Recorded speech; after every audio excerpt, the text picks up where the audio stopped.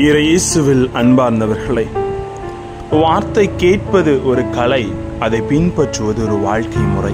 அதாவது சொல்லை விட செயலை சிறந்தது. செயல்கள் எப்போதும் வார்த்தைகளை விட சத்தமாக பேசுகின்றன என்பதையே நற்செய்தி உணர்த்துகிறது. கடவுளை பற்றியும் அவர் வார்த்தையை பற்றியும் நாம் புகழ்ந்து பேசினாலும் அவருக்கு கீழ்ப்படியாத நேரங்களே நம் வாழ்வில் அதிகமாக உள்ளன. அன்பு தாய் அன்னை மரியாள் இதோ மது அடிமை என்று வார்த்தைக்கு கீழ்ப்படிந்தது போல இன்று வாழ்க்கை முறையில் நாம் வெறும் செயலளவிலோ இருக்கிறோமா, சொல்லளவிலோ இருக்கிறோமா என்பதை சிந்திக்க வேண்டும். சொற்களை விட செயல் வீரியம் கொண்டது என்பதை நாம் அனைவருமே நமது செயல்கள் காட்ட வேண்டும் என்று வார்த்தை அழைக்கிறது. வார்த்தையோடு கடந்து சிந்திக்கலாம் வாங்க. Praise the Lord. இயேசுவுக்கே புகழ், இயேசுவுக்கே நன்றி. இறைவனின் அருட்கரம் அருளாசிரும் உங்களோடும் உங்கள் குடும்பத்தோடும் நிறைவாக தங்கிட உங்களை நான் வாழ்த்துகிறேன். அன்பில் இனியவர்களே, இவ்வுலகத்தின் வழியாக நாம் பெற்றுக்கொள்ளுகிற பெருமைகளையும் பேறுகளையும் விட அதிகமான பேறு இறைவார்த்தையின்படி வாழ்வை அமைத்துக் கொள்வதில் இருக்கிறது என்று இயேசு உணர்த்துகிறார். அப்படி தங்கள் வாழ்வை அமைத்து அதிகமான பேச்சை பெற்றவர்களைத்தான் நம் திரு அவையின் புனிதர்கள். மனிதர்களாகிய நமக்கு நாமே எப்போதும் வழிகாட்டிகளாக இருந்துவிட முடியாது. காரணம், நாமும் குறைபாடு உடையவர்கள் தான். ஆகவே நம்மிட பெரியவர்கள் அல்லது அனுபவம் உள்ளவர்களை சார்ந்து சில வேளைகளில் வழிகாட்டுதலை பெற்றுக்கொள்வது நமது வாழ்க்கைக்கு மிகவும் அவசியம்.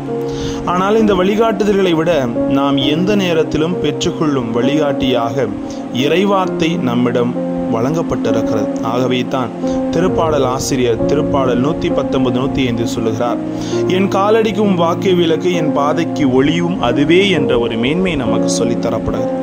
இறைவார்த்தையின் முக்கியத்துவம் பெரிது. காரணம், அது வாழ்வு தரக்கூடியது மட்டுமல்ல, நிறைவாழ்வு நிலைவாழ்வு தரக்கூடியது. இதை உணர்ந்தவர் அன்னை மரியா. நம் தமிழுலகில் ஒரு தாய்க்கு எது பெருமை தரக்கூடியது பற்றி திருவள்ளுவர் இவ்வாறு உரைக்கிறார். ஈன்ற பொழுதில் பெரிதுவக்கும் தன் மகனை சான்றோர் என கேட்ட தாய். இது ஆழன் அர்த்தம் என்னவென்றால், தன் மகன் அறிவில் பண்பில் சிறந்தவன் என பிறரால் புகழப்படுவதை கேட்கிற தாய் அவனை பெற்ற போது இருந்த மகிழ்ச்சியை விடவும் பெருமகிழ்ச்சி அடைவாள் என்பது தான் அதன் பொருள். அப்படிப்பட்ட பெருமை இயேசுவின் தாய்க்கு அவரது அறிவும் பண்பும் தருவதாக கூட்டத்தில் இருந்த பெண் உரைத்த வார்த்தைகள் அமைந்தாலும் அதைவிட சிறந்த பெருமைக்கு அன்னை மரியா உரியவள் என்பதை இயேசு இங்கு பதிலாக சொல்லுகிறார். கபிரியேல் தூதர் வழியாக வந்த இறைவனின் வார்த்தைகளை நம்பி அதற்கு கட்டுப்பட்டு நடந்து கொண்டதால் அன்னை மரியா பேறு பெற்றவராகிறார். அது மட்டுமல்ல, இறைவார்த்தையின் ஒளியில் தன் வாழ்வை அமைத்து கொண்டதால் ஒரு நிறைவான வாழ்வை வாழ்ந்த திருப்தி அன்னை மரியாவுக்கு உண்டு. அதனால் நமது கிறிஸ்துவ வாழ்வுக்கு சிறந்த முன்னுதாரணமாக நமது அன்பு தாய் விளங்குகிறார்கள். நம் வாழ்வாதாரத்திற்காக மனித வார்த்தைகளுக்கு கட்டுப்படும் வழக்கம் நம் அன்றாட அலுவல்களில் இருக்கிறது. இந்த வாழ்வாதாரத்தை கடந்த ஆன்மா மற்றும் மனதின் தேவைகளுக்கும் நமக்கு இருக்கின்றன. இறைவார்த்தையே அந்த தேவைகளை திருப்திப்படுத்தும் ஆற்றல் கொண்டது என்பதை நாம் மறந்துவிடக்கூடாது. உடல் சார்ந்த தேவைகளை திருப்திப்படுத்துவதால் மனநிறைவு அடைந்துவிட முடியாது. ஆகவே இறைவார்த்தையின் வழிகாட்டுதலின் மனநிறைவை பெற்று பேறு பெற்றவர்களாக நாம் வாழ்வின் நடைமுறைகளை அமைத்து வாழவே முயல வேண்டும். ஆக சொல்லை விட செயலில் வீரியம் கொண்டவர்களாக இருக்க வேண்டும். ஆக வார்த்தையை கேட்டு விட்டு விடாமல் அவற்றுக்கு கீழ்ப்படிந்து அதை வாழ்வாக்கினார் நமது அன்பு தந்தை. உலகின் தாயாக கருதப்படுகிறார் நமது அன்பு தாய். இன்று கடவுளின் வார்த்தையை தன்னை விளம்பரப்படுத்துவதற்கு பயன்படுத்துகிறார்கள். ஆனால் அவர் வார்த்தைகளை வாழ்வாக்குபவர் பேறு பெற்றவர்கள் என்கிறது நற்செய்தி. நாம் எத்தகைய தன்மையில் வாழ்கிறோம்?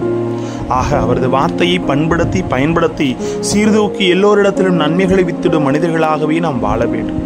ஆக அந்த வார்த்தை ஒரு கலை மட்டுமல்ல, அது வாழ்வின் ஆதாரம் என்பதை அறிந்து கடவுளோடு இணைந்து வாழ முற்படுவோம். இறைவார்த்தையோடு செயல்படுவோம். ஜெபிப்போமா. அன்பு இறைவா, எங்கள் வாழ்விலே இறைவார்த்தைக்கு முக்கியம் கொடுத்து அந்த வார்த்தை தான் எங்களை இயக்குகிறது, அந்த வார்த்தை தான் எங்களுக்கு வாழ்வு கொடுக்கிறது, அந்த வார்த்தையில் தான் எங்கள் அனைத்தும் இயங்குகிற செயல்கள் இருக்கிறது என்பதை உணர்ந்து வாழ எங்களோடு தங்கும் ஆண்டவரே. Praise the Lord.